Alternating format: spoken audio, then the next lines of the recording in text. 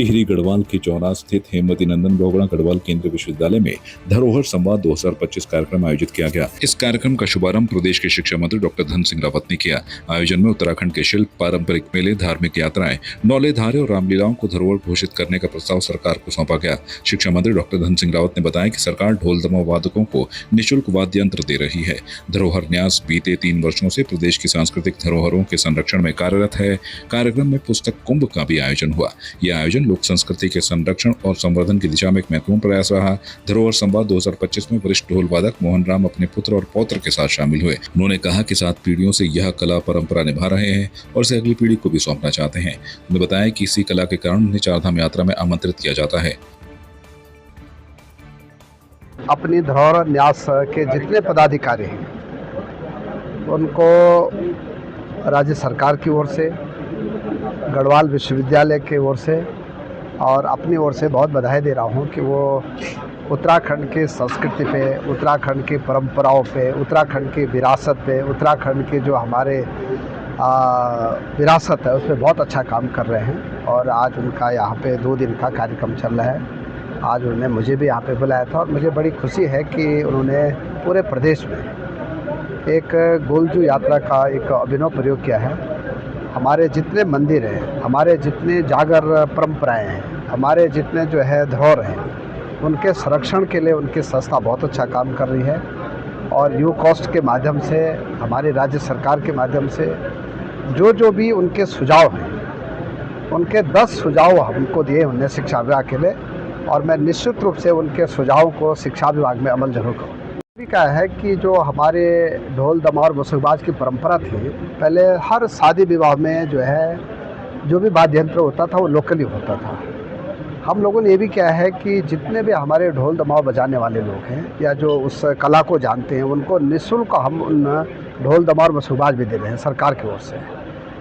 एक प्रधानमंत्री जी की तरफ से एक बड़ा काम हुआ है कि जितने हमारे पौराणिक काम करने वाले लोग हैं उनको निःशुल्क प्रशिक्षण देने का काम भी जो है प्रधानमंत्री जी की तरफ से किया जा रहा है। और मैं स्कूलों में जो संगीत बच्चे सीखना चाहते हैं, जो बच्चे जो है योगा की तरफ जाना चाहते हैं, जो बच्चे अपने कल्चर की तरफ जाना चाहते हैं, उन बच्चों को भी हमारे सब्जेक्ट में ऑप्शन जरूर दिया जाए। अपनी धरोहर न्यास द्वारा उत्तराखंड की संस्कृति संरक्षण को लेकर के यह विगत 3 वर्षों से इस काम को अपनी धरोहर न्यास कर रही है, जिसमें गोलजू संदेश यात्रा से लेकर के जब हम लोग गांव-गांव गए तो कहीं ना कहीं उसमें इस बात का अभाव रहा कि यहाँ के जो साहित्यकार हैं वो उसको आगे बढ़ाने का काम करते हैं।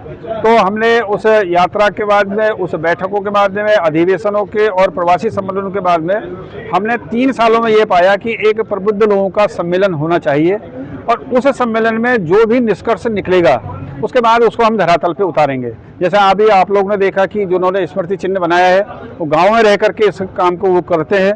आज उनको हमने आगे लाने की कोशिश की, माननीय मंत्री जी ने उसकी घोषणा भी करी है।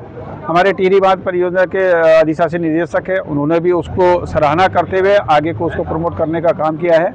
यानी कि जो भी विधायक हैं यहाँ पर जिन्होंने इसको सुरक्षित रखा है उनको आगे लाने का काम, जैसे ढोल दमाऊ में हमारे मोहनदा है, हमारे सोहनलाल हैं। सोहनलाल जी को आज के समय में उनकी विधाओं को देख करके यहाँ पर उन्होंने डॉक्टरेट की उपाधि दी है। इसी तरीके से हम मोहनदा के बच्चे के लिए भी माननीय मंत्री जी ने कहा है कि उसको निःशुल्क पढ़ाने का, हॉस्टल में रखने का काम हम करेंगे।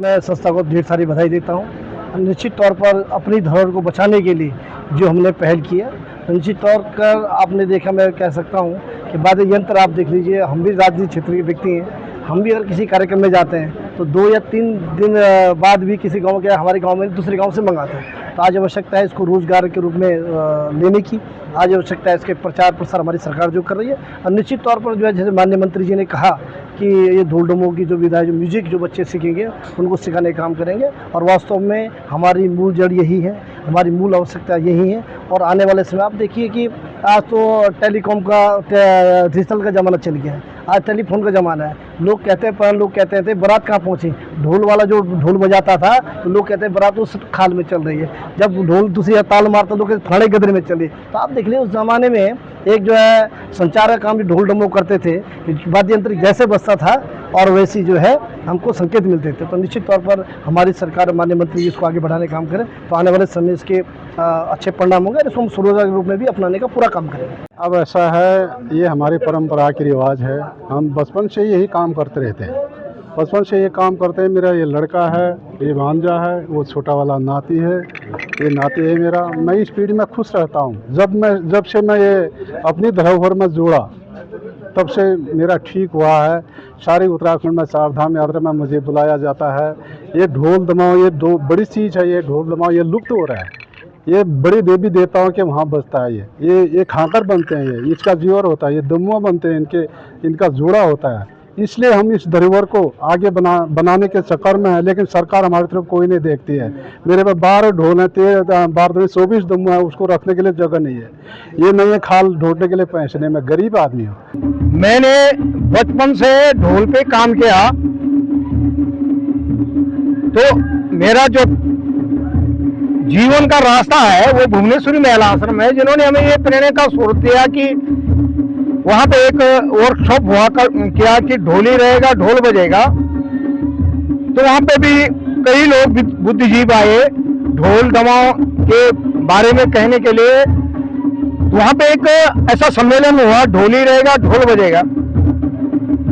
तो वहाँ पे हमारे DR पुरोहित जी आए, नेगी जी आए और अलग अलग क्षेत्रों से अलग अलग ढोली आए। तो वहाँ से मुझे ये हुआ कि ढोल पे काम करना चाहिए। तो हमने ढोल पे पहले केवल ढोल दमाओ होता था।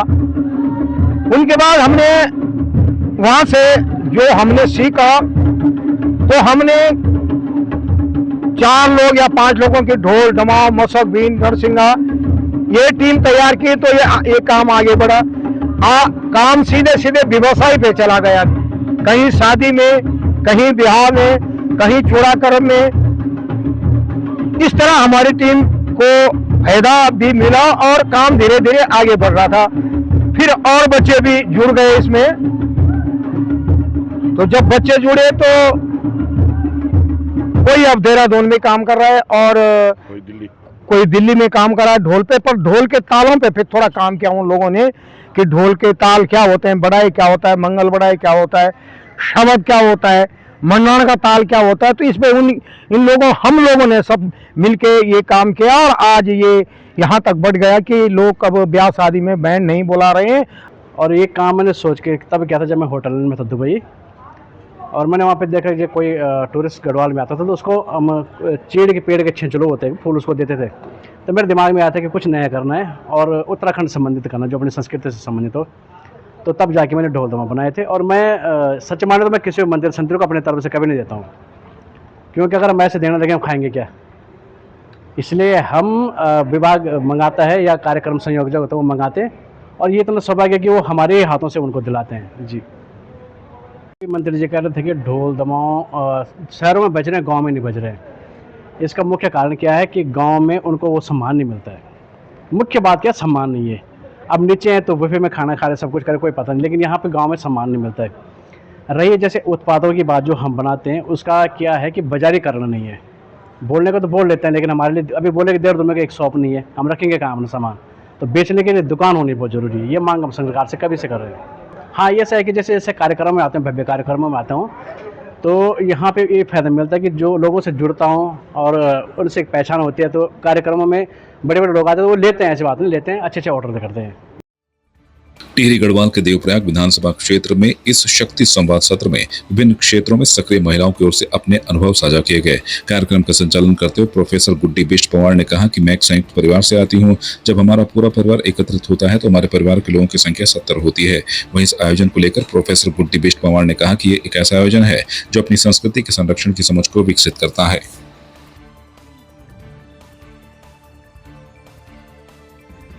शुरुआत तो हमें अपने घर से करनी पड़ेगी। मतलब हम ते अपनी बोली में अपने घर में बोलना पड़ेगा अपने बच्चों में। तो अगर जहाँ तक मैं अपना उदाहरण दे दूँ तो मैं अपने बच्चों में गढ़वाली में बोल दूँ, मेरे बच्चा भी गढ़वाली में समझ दन बोल दन, और उन्होंने कभी नहीं बोली कि हम ते गढ़वाली नहीं होती।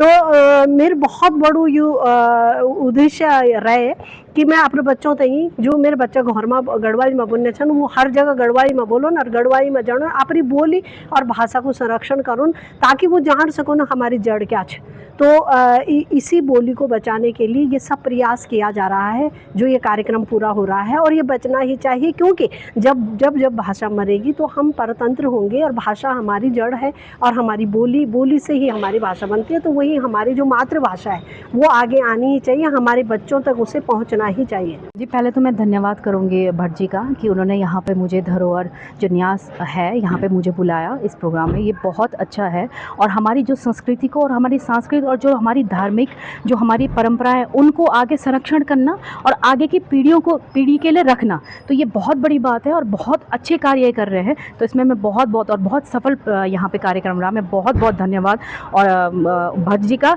और यहाँ पे गुड्डी बेस जी का मैं यहाँ पे धन्यवाद करूँगी कि इन्होंने मुझे यहाँ पे आमंत्रित किया। और आज वाकई एक मिसाल है ये धरोहर कि हमने आगे अपनी आने वाली पीढ़ी के लिए क्या रखना है, क्या छोड़ के जाना है। जी बहुत गर्व है और ये हमारी संस्कृति है, हमारे ढोल, हमारे जितने भी वादक हैं, ये हमारे पहचान है, ये हमारी मूलभूत पहचान है कि हम कहाँ से हैं, हम गढ़वाल से हैं और हम क्या करते हैं और हमारी किस तरीके के हमारे वाद्य यंत्र हमारे जो आगे की पीढ़ी के लिए हम छोड़ के जाएंगे, जो हम दे रहे हैं, जो हम उनको दिखा रहे हैं, तो ये निश्चित तौर पे ये आगे आने वाली पीढ़ी के लिए कार्य करेंगे। बहुत अच्छी बात है। यहाँ पर महापौर जी भी पहुँची थी और जिन्होंने मंच संचालन किया वो भी एक प्रोफेसर हैं।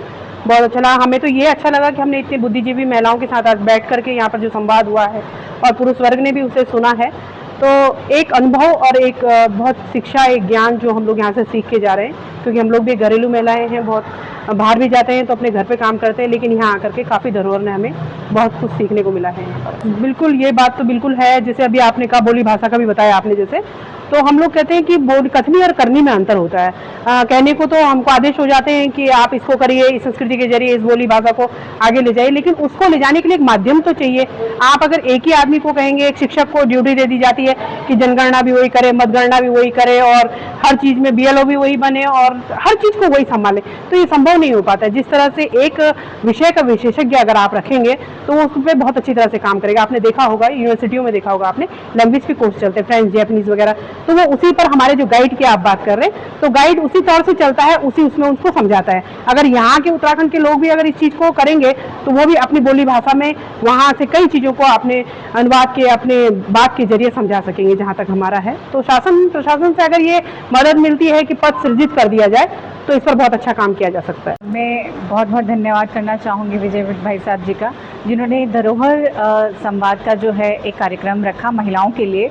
बहुत ही अच्छी पहल है जिसमें महिलाओं ने खुल करके हर चीज़ के ऊपर बोला और जो मंच दिया गया केवल महिलाओं को दिया गया और उनमें उनको सही तरीके से अपने बात को रखने का मौका भी मिला और बात को सुना भी गया और संवाद भी हुआ। तो मैं बहुत धन्यवाद देना चाहूँगी धरोहर न्यास की पूरी टीम को कि जिन्होंने ये मौका आज महिलाओं को दिया और इसमें धरोहर नाम जो दिया है सच में बहुत ही अच्छा है, जिसमें हर चीज़ को लेकर के संजोया जा रहा है, हर क्षेत्र के व्यक्तियों को इसमें जोड़ा जा रहा है। तो मैं बहुत धन्यवाद देना चाहूँगी धरोहर की पूरी टीम को। बागेश्वर जनपद के कपकोट विकास खंड अंतर्गत नामिक गांव के पास जंगल में एक व्यक्ति रामगंगा नदी किनारे फंसा हुआ मिला। स्थानीय सूचना पर थाना कपकोट पुलिस, SDRF और फायर टीम मौके पर पहुंची। टॉर्च की रोशनी में देखा गया कि युवक नदी के दूसरे किनारे पर फंसा था। अत्यधिक बहाव के बावजूद टीम ने रस्सी की मदद से उसे सुरक्षित निकाला। घायल युवक ने अपना नाम जितेंद्र दास, निवासी हरिपुर, जिला सरडही, नेपाल बताया है। वो 6 दिन पहले फिसल कर गिरा था और चलने में असमर्थ था। स्ट्रेचर की सहायता से घायल को 3 किलोमीटर दूर सुरक्षित स्थान तक पहुंचाया गया।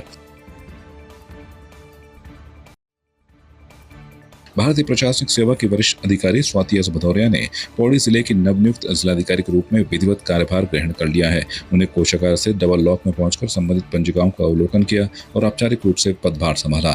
इस मौके पर वरिष्ठ अधिकारियों ने पुष्प गुच्छ भेंट कर उनका स्वागत किया। 2012 बैच के IAS अधिकारी स्वाति एस भदौरिया का प्रशासनिक अनुभव बेहद समृद्ध रहा है। उन्होंने अपने करियर की शुरुआत छत्तीसगढ़ कैडर से की थी और वर्ष 2015 में वो उत्तराखंड कैडर में स्थानांतरित हुई। उत्तराखंड में उन्होंने मसूरी और देहरादून में जिलाधिकारी के रूप में कार्य किया, जबकि वर्ष 2018 से 2021 तक वो चमोली जिले की जिलाधिकारी रही हैं। चमोली में तैनाती के दौरान उन्होंने 2021 में ग्लेशियर आपदा के समय राहत और बचाव कार्यों का सफल नेतृत्व किया, जिसकी सराहना राष्ट्रीय स्तर पर की गई। आपकी इस पर क्या राय है, हमें कमेंट कर जरूर बताएं। इसके साथ ही आप हमारे YouTube चैनल को सब्सक्राइब कीजिए। आप हमें Facebook, Instagram, Twitter पर फॉलो भी कर सकते हैं और संवाद 365 के साथ एक क्लिक में जुड़ने के लिए डाउनलोड कीजिए संवाद 365 ऐप।